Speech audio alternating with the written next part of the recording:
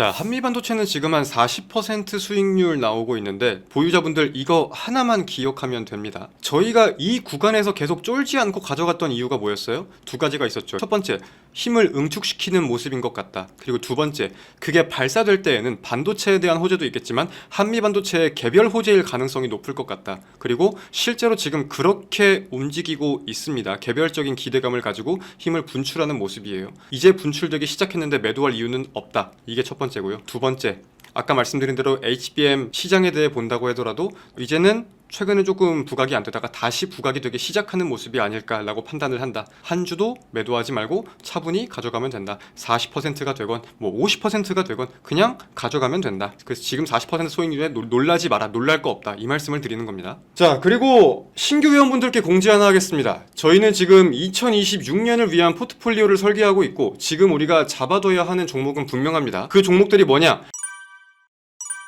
두 종목은 잡고 갑니다. 바로 매수 신호 전송 드릴게요. 자, 해당 종목들 단기적인 손익률에 일희일비할 거 없습니다. 2026년, 즉 우리가 내년을 바라보고 있는 종목들이고 지금 먼저 잡고 간다는 뜻입니다. 개장 후에 시장 흐름 보다가 분할 매수를 어떻게 하는지 리포트 속에서 우리가 어떤 관점에 주목하는지 다시 한번 설명드리겠습니다. 정리하겠습니다. 저희는 두 종목은 지금 잡고 갑니다. 12월 26일 국내 증시 개장했습니다. 자, 개장 직후기 때문에 다시 한번 공지합니다. 방금 매수 신호 전송드린 저희는 현재 호가 부근에서 분명하게 잡고 가야 하는 종목들이라고 말씀드리고 있습니다. 두 종목은 지금 잡고 갑니다. 신규 회원분들 본격적으로 12월 26일 오늘자의 VIP 전용 비공개 방송을 시작해 보겠습니다. 자, 지난 거래일 미국 증시 한번 살펴봅시다. 성탄절에는 미국 증시도 당연히 휴장을 했고요. 그 전날 개장되었던 미국 증시를 알아봐야 할 텐데 일단 그날도 미국 증시는 조기 폐장을 했기 때문에 사실상 거래 자체가 매우 한산했습니다. 거래량을 보면 딱 그게 보이실 거예요. 마지막 날 거래량에 대해서 우리가 이렇게 확인을 해볼 수 있을 겁니다. 그럼에도 일단 상승 마감한 부분에 대해 살펴볼 수는 있겠고 다우지수가 0.60, 나스닥이 0.22, S&P 500이 0.32, 필라델피아 반도체 지수가 0.28 상승 마감했다라고 정리해 볼 수 있겠습니다. 이제 언론에서는 뭐 경기 호조에 따른 매수세가 들어왔다, 산타랠리의 시작이다 뭐 이런 식으로 설명을 하는 것 같은데 저는 그에 대한 의문이 사실 없지는 않습니다. 과연 경기 호조에 대한 매수가 이어질 수 있을까? 물론 경기 호조에 대한 매수세가 일부 있기야 있겠죠. GDP도 잘 나왔고 무역 수지도 개선되고 있고 신규 실업수당 청구 건수도 예상치를 하회했더라고요. 그런 부분에 대한 매수세가 있기도 있겠지만 저는 개인적으로 이러한 내용들이 부각되면 부각될수록 금리 동결에 대한 우려가 커지면서 빠져나가는 물량이 높은 확률로 더 많을 거라고 생각을 합니다. 그러니까 엊그제자의 미국 증시의 상승에 대해선 개인적으로 크게 신뢰를 갖지는 않는다. 그리고 거래 또한 꽤나 한산했기 때문에 크게 우리가 의미를 가질 수 있는 상승 캔들은 좀 아니지 않았나? 라고 정리를 하고 있습니다. 최근 국내 증시의 흐름을 좀 본다고 하면은 계속 상승 출발을 하기는 하지만 뭐 양도세라거나 다양한 부분에 대한 차익 실현 물량이 나오면서 이틀 연속 하락 마감을 했거든요. 특히 코스닥은 그러한 낙폭이 더 돋보이기도 했었습니다.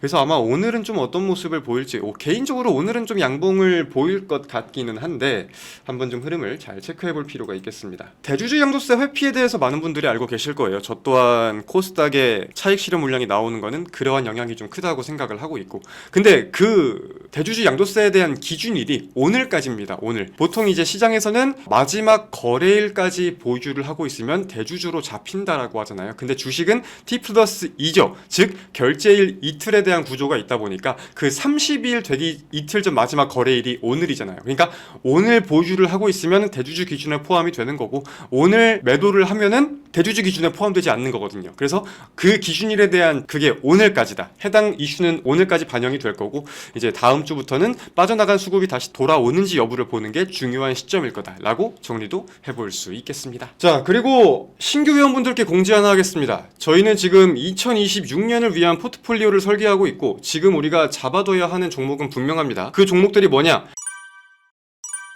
두 종목은 잡고 갑니다. 바로 매수 신호 전송 드릴게요. 자, 해당 종목들 단기적인 손익률에 일희일비할 거 없습니다. 2026년, 즉 우리가 내년을 바라보고 있는 종목들이고 지금 먼저 잡고 간다는 뜻입니다. 개장 후에 시장 흐름 보다가 분할 매수를 어떻게 하는지 리포트 속에서 우리가 어떤 관점에 주목하는지 다시 한번 설명드리겠습니다. 정리하겠습니다. 저희는 두 두 종목은 지금 잡고 갑니다. 12월 26일 국내 증시 개장했습니다. 자, 개장 직후기 때문에 다시 한번 공지합니다. 방금 매수 신호 전송드린 저희는 현재 호가 부근에서 분명하게 잡고 가야 하는 종목들이라고 말씀드리고 있습니다. 두 종목은 지금 잡고 갑니다. 신규 회원분들. 엔비디아가 추론형 칩 기업에 투자를 한다라는 내용이 알려지고 있잖아요. 우리가 그런 쪽에 대해서는 LPU가 뭔지는 간단하게는 알고 있어야 될 것 같아요. LPU. 기본적으로 GPU가 뭔지는 다들 아실 거고 그에 대한 대항마로 나온 게 TPU죠. 그리고 그것과는 또 다른 LPU에 대해 우리가 이해를 해볼 필요가 있습니다.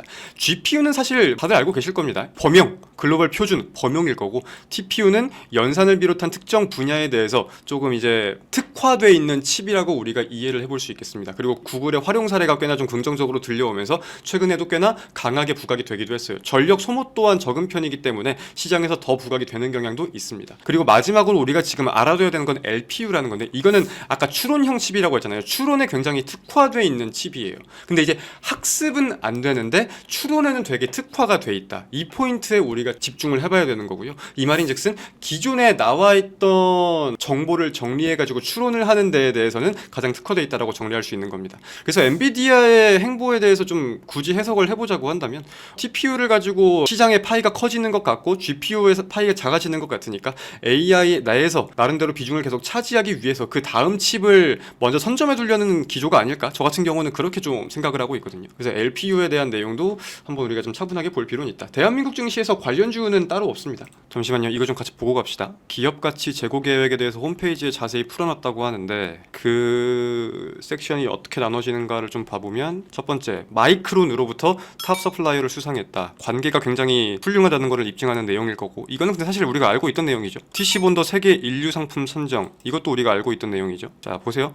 HBM3E 기준 5세대 기준 시장 점유율 90%, HBM4 그리고 HBM5용 TC본더 시장 점유율 95% 목표. 전 세계에서 가장 우월한 기업이고 HBM 캐파 증서를 볼 때 기술 발전을 볼 때 볼 수밖에 없는 기업이라는 걸 입증하는 숫자인 것 같습니다. 3억 불 수출 탑 수상 뭐 이것도 알고 있던 내용이고 세계 점유율 1위 선정 알고 있던 내용이고 우주 탐사용 로켓 통신 위성용 전자파 차폐 장비 공급 이건 매출 비중이 크게 안 나올 거예요. 개인적으로 크게 막 신경 쓰는 분야는 아니고 이걸 가지고 뭐 우주항공 테마에 편입돼서 같이 가야 되는 거 아니야? 그렇게 생각하실 필요는 딱히 없습니다. 기업 지배 구조 준수율 상향 크게 중요한 내용 아니고 개인적으로 이건 좀 자세히 봐야겠네요. 하이브리드 본더 팩토리 7공장 건립, YG 타입 HBM 생산용 차세대 장비 YGTC 본더 팩토리 건설 중. 추가 그 증설에 대해서 내용이 조금 있기는 있었는데 이거는 제가 한번 오늘 자세히 보고 다음 주에 정리해가지고 한미반도체는 풀겠습니다. 한미반도체가 참 IR을 잘해요. 일전에 저희가 한미반도체를 좀 끌고 갈 때, 그러니까 이렇게 부각되기 전에 여기서 끌고 갈 때 그런 욕도 좀 많이 먹었었어요. HBM 좋은 거 알겠는데 아니 시장의 대세는 한화 세미텍이라고 하는데 한화 비전이라고 하는데 거기에 저기를 해야지 왜 너네는 한미반도체를 하냐 그런 말씀도 많이 들었었거든요.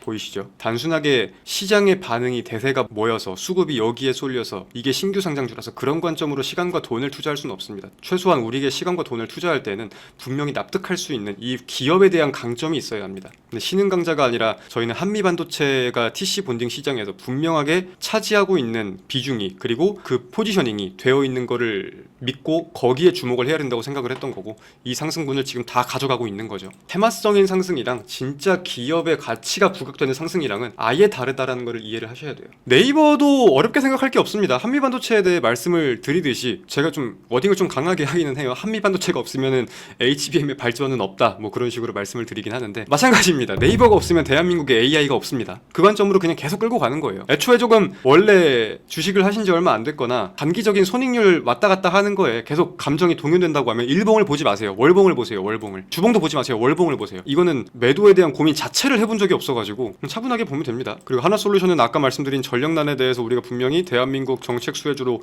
한 꼭지는 가져가야 되는 종목으로 계속 보고 있고 단기적인 움직임 이렇게 움직이는 거에 일희일비할 필요가 없다고 여전히 동일하게 생각합니다. 자 고생들 많으셨습니다. 주말들 잘 보내시고요. 날이 진짜 겁나게 춥습니다. 생각보다 정말 많이 추워요. 옷 따뜻하게 여미시고 주말들 잘 보내십시오. 저는 그럼 다음 주 월요일날 다시 웃으면서 인사드리겠습니다. 다음 주에 만나요 여러분. 안녕.